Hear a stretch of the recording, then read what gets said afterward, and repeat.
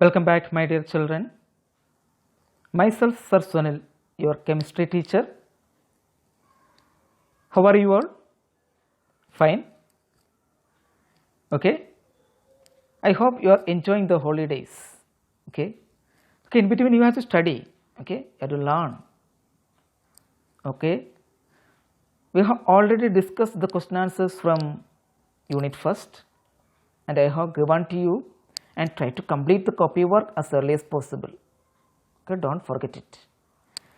And these days we are discussing our unit, the role of chemistry in our life. Okay, from this topic today we are going to discuss about purely synthetic fibers. All of you please take out your book and watch this session carefully.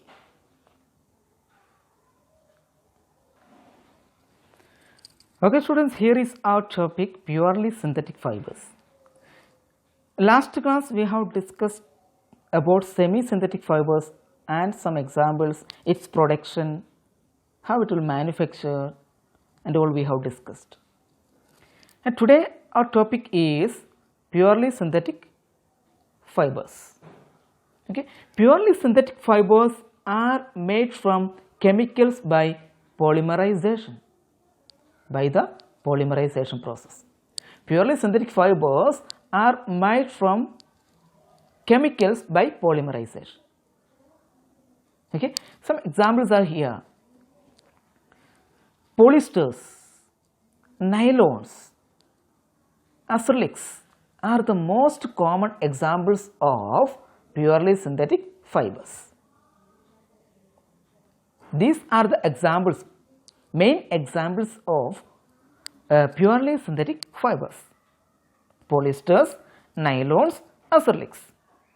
First of all, we are going to discuss about polyesters. The first synthetic fiber obtained was of this class is polyester, purely synthetic fiber. The first synthetic fiber, that is polyester.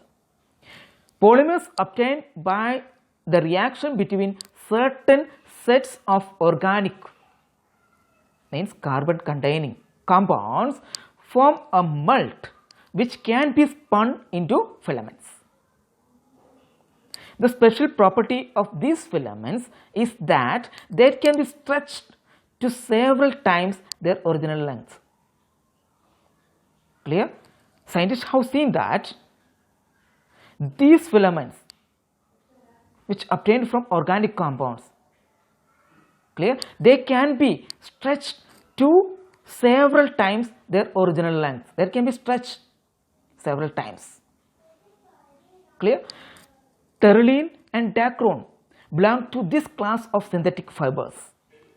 In general, polyesters are used to make textiles, bottles and insulating tapes. Polyesters are used, the synthetic fiber, polyesters are used to make textiles, bottles and insulating tapes. And second one example of purely synthetic fiber, that is nylon. Nylon 6 and nylon 66 are the most important fibers of this class. Nylon 6 and nylon 66 are the most important fibers of this class. Nylon 6 is made of an organic compound which contains 6 carbon atoms. How nylon 6 is made? Nylon 6 is made of an organic compound which contains 6 carbon atoms. Then nylon 66 is made of more complicated monomer. Nylon is used for making clothes, parachutes. Okay, nylon is used for making clothes, parachutes and ropes.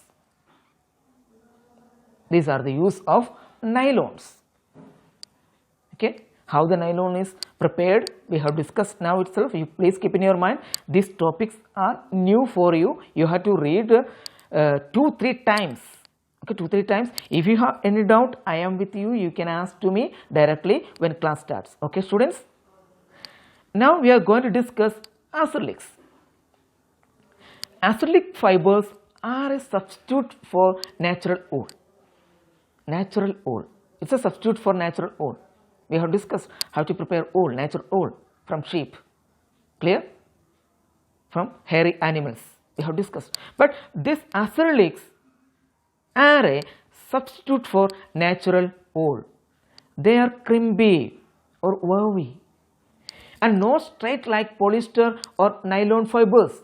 So, acrylic yarns appear to be bulky and compete with the wool.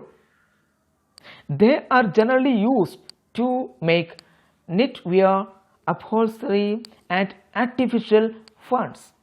Acrylics are used to make knitwear, upholstery and artificial furs. Artificial fur. Now we are going to discuss about advantages of synthetic fibers. Okay. First one, they do not depend either on an agricultural crop as cotton, flax and jute do, or on animal farming as silk and wool do. It can be prepared by the chemical method. We don't have to depend on the plants and animals. There is one advantage. Now second one, the fabric. Okay, the fabrics made of synthetic fibers are easily heat set. That is, they retain the fold or pleat made on them by ironing even after washing.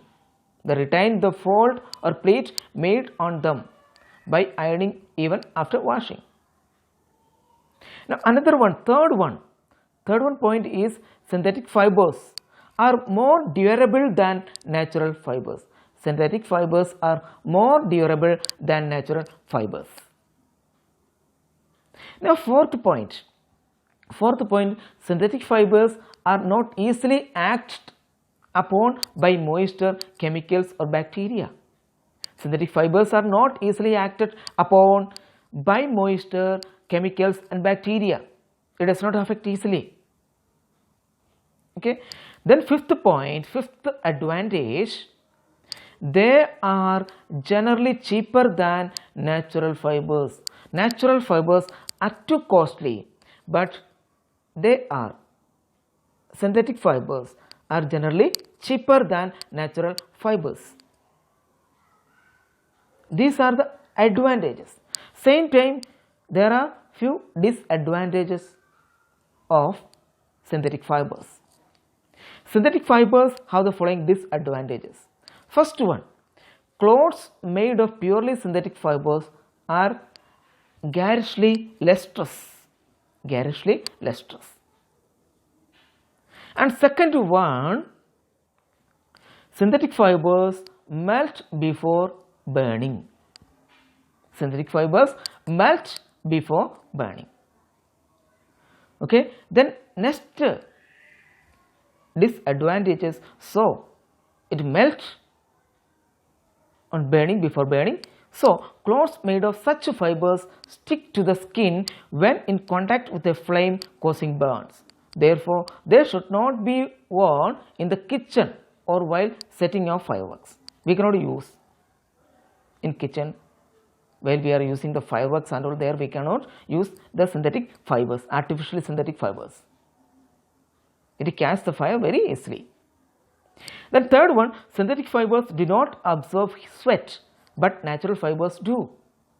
Synthetic fibers do not absorb sweat, but natural fibers do. Fourth one, some electrical charge accumulates on synthetic fibers which irritates the skin. We will get some irritation because it accumulates on electric charge. It accumulates electric charge. That's why we will get some irritation the skin. Okay, blends make more comfortable clothing.